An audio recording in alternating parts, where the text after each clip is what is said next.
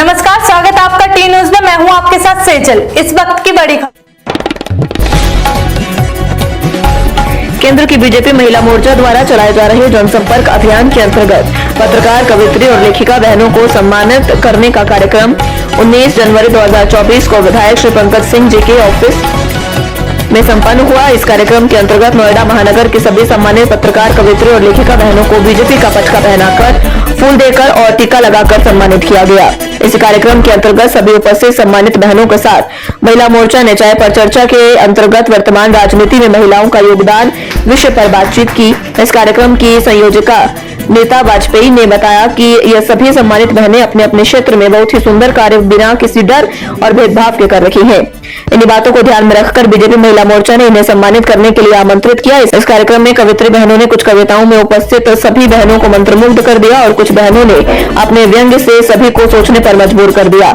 साथ ही हमारी पत्रकार बहनों ने सभी को सच के साथ जुड़ने और गलत के खिलाफ खड़े होने के लिए प्रेरित किया।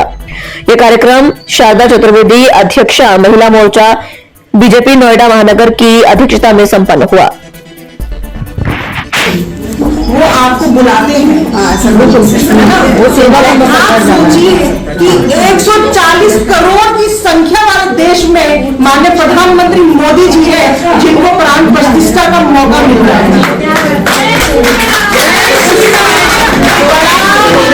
महापुरुष कौन हो सकता है? इससे बड़ा दिव्य पुरुष कौन हो सकता है?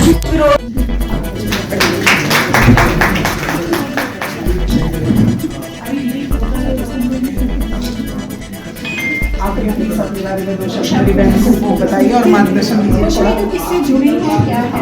अपना नाम बताइए।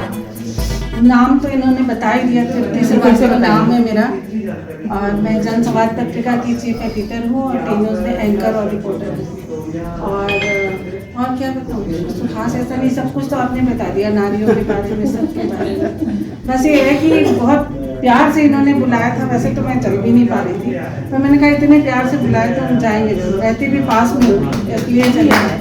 और आपका बहुत धन्यवाद कि इतने मतलब कष्ट में दर्द तो हो रहा होगा, बहुत खुशी है, दर्द हो रहा होगा, फिर भी आप आई हमारी बहनों के लिए। बहुत अच्छा हथियारों के बारे में बस इतना ही कहूँगी कि हथियार हो या औजार अपने पास रखो। हम वो जमात हैं जो खंजर से नहीं, कलम से मार देते हैं।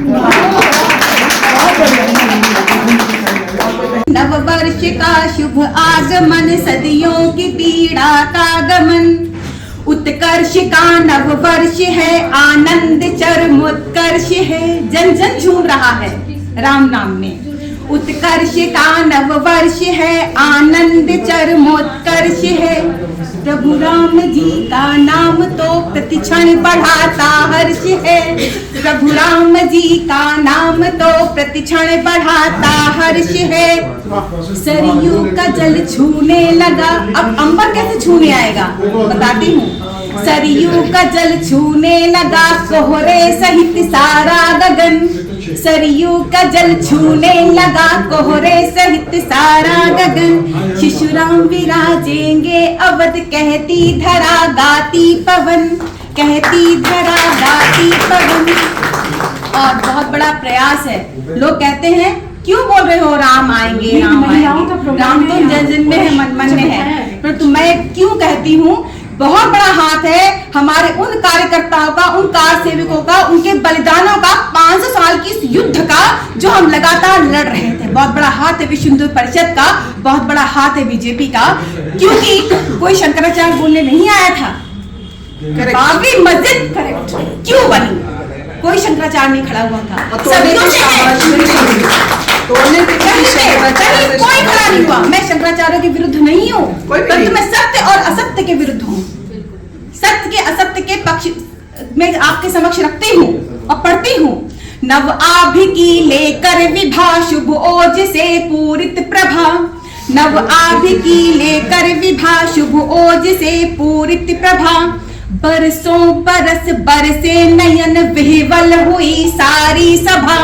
बरसों बरस बरसे नयन, विह्वल हुई सारी सभा।